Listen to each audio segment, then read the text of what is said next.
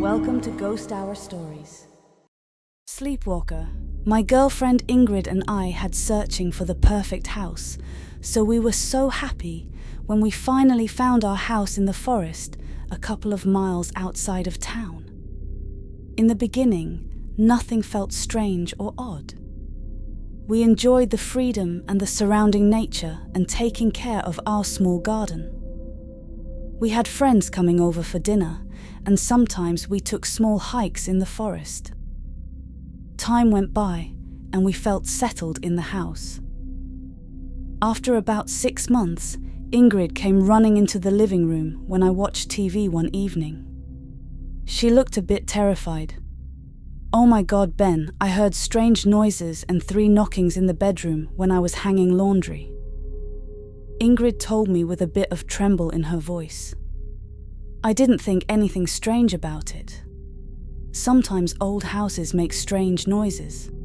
But to make her feel safe, I walked to the bedroom and stood there in silence, listening after some sounds, but I couldn't hear anything. So I told her, "It's probably just the old house doing those noises. Sometimes it can sound scary. I used to be scared too, as a child in the house I grew up in." She felt calmer, and we watched some TV before going to bed. Later that night, I woke up to hear Ingrid moaning and talking in her sleep. She was having a nightmare, so I woke her up. "Hey babe, you were having a bad dream." I told her and kissed her gently on her forehead.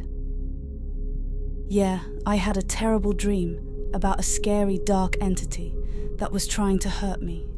I tried to scream for help, but was paralyzed in the dream," Ingrid said. I told her not to worry, just try to fall asleep again, which she did after crawling close to me. The next day, we woke up like nothing had happened. But in the following week, Ingrid started hearing those noises again, almost like scratching sounds and the 3 knockings. Every evening I had to go and check it out, but I never heard anything. It was almost annoying, but I didn't mind because I felt like her hero doing so, and Ingrid looks so cute when she comes to me with her spooky problems. One night I woke up and noticed I was alone in the bed, but thought that Ingrid probably just was in the toilet. It goes about 5 minutes, and I noticed Ingrid wasn't coming back to bed. So I called out, "Hey babe, are you okay?" I got no answer, so I went up to check on her, but I couldn't find her. I looked in the kitchen and the toilet also, the living room, but I found her in the last room I checked. She was standing in the darkness facing the wall. So I asked, "What are you doing?" But she didn't answer. So I put my hand on her shoulder. Suddenly, Ingrid jumped out of fear and screamed. So I said, hey babe, it's me, Ben. Sorry, I scared you." Ingrid started crying, so I hugged her and asked again, "What were you doing here in the darkness?" She told me she couldn't even remember going up from bed. Only thing she remembers is the dark entity again from her nightmare. We went to the kitchen and I made us a cup of tea, and we talked a little bit about how strange it was that she couldn't remember walking to the other room. Maybe she was walking in her sleep.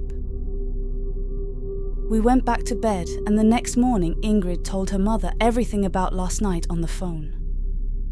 The bad dreams and her probably walking in her sleep. "Don't you remember?" Ingrid's mother asked. "You used to walk in your sleep as a child, but you stopped when you were about 5 or 6 years old. So we didn't talk much about it. We thought it was just a phase since it stopped." Afterward, Ingrid told me about her experiences as a child. I was thinking, okay, no problems. People do that, we will deal with it. So to make her think about something else, I suggested we should go into town and eat something nice, and then return home to watch a funny movie. The day went by, and later that evening, when I was in bed and Ingrid took a shower, I started hearing scratching sounds and then 3 knockings. I got goosebumps thinking it's a weird coincidence about those 3 knockings. But I giggled silently for myself. Great, now I'm thinking about the paranormal, which I didn't believe in any way. But I didn't tell Ingrid anything about it. I didn't want to frighten her. Nothing happened that night, but the next day, Ingrid told me she was having a strange feeling that somebody or something is watching her. And it made her feeling unsafe, like an evil presence. I told her it's probably some type of anxiety because she worries about sleepwalking again. I understood it must feel hard for her also, with the nightmares on top of that. Nothing strange happened that night. We both slept well. But the next day, Ingrid kept feeling watched and worried. I didn't know what to do. I tried to calm her down and talk gently about it. But it didn't help. All I could do was hope it would pass soon. The same night when we were sleeping, I woke up hearing Ingrid call for help with a low, raspy voice. "Ben, help. Please help me." I ran out of bed following her voice. She was in the same room that I found her in a couple of weeks ago. It looked like she was being strangled by something. She was fighting something invisible. First second I froze. I've never seen anything like it. It was bizarre. But I ran to save her. When I reached her, I felt like I ran into something steady, some kind of force. I immediately tried to free her with all the power I had. But now the entity turned against me. It threw me 2 meters backwards, and I could hear heavy footsteps coming at me. So I screamed to Ingrid, "Run." I was surprised how strong the thing was. Throwing me 2 meters away, I weigh about 88 kilos. I managed to break free and ran after Ingrid. She had almost run 100 meters, but turned around, waiting for me. I ran up to her, took her by the hand and ran back towards the house. I had forgotten the car keys. I asked Ingrid to wait a bit from the house while I reluctantly ran in and took the keys. On the way out, I yelled at Ingrid to run to the car. We jumped in and drove away as fast as I could. We went to my brother's house and woke him up in the middle of the night. He opened the door and looked surprised and said, "Looks like you've seen a ghost," and laughed, but invited us in. I told him everything from the beginning. Of course, he had a little difficulty believing our story, but let us stay for the night. The only time we returned to the house was to collect our things when we found a new temporary home. Ingrid stopped sleepwalking, and we never had any more experiences. We never looked into the matter any further. We were just glad it was finally over. Running in circles. Hi, my name is Eric, and this is my scary camping story. It was the summer of 2019, and I went on vacation a week before my friends. So I decided to go camping by myself for a couple of days. I've done it several times in the past without encountering any problems. So I packed my gear and set off. It was a beautiful day, and I really longed to be in the Swedish forests. After about 1.5 hours of driving, I finally arrived. It was a new place for me that I looked up on the map. I had planned to visit 3 places one night each. The first place will be in the middle of the forest, and the second and third will be by a lake. So now the boots are on, and the backpack is on the back. It is quite hot, but as soon as I enter the woods, I am cooled by the shadows. You can smell the spruces and moss. The air feels so refreshing.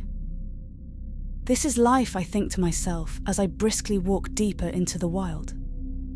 I have 4 kilometers to my first destination. I can cover that part in just under an hour. Not only that, but I pick up some kindling while I walk. Then I have a good start for a campfire when I get there. Once there, I start by picking out tents and sleeping gear. I like to set up my tent right away so I can start looking for firewood and make a nice fire pit. The fire is started, and now I sit down and stare at the dance of the flames while I eat some beer sausage and nuts. It is lovely to listen to the crackling of the fire and the singing of the birds. After my small meal, I take a short walk near my camp to explore the surroundings. It is beautiful nature here.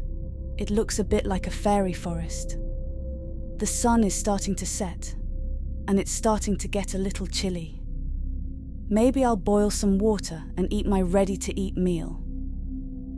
Tonight it's meatballs with pasta.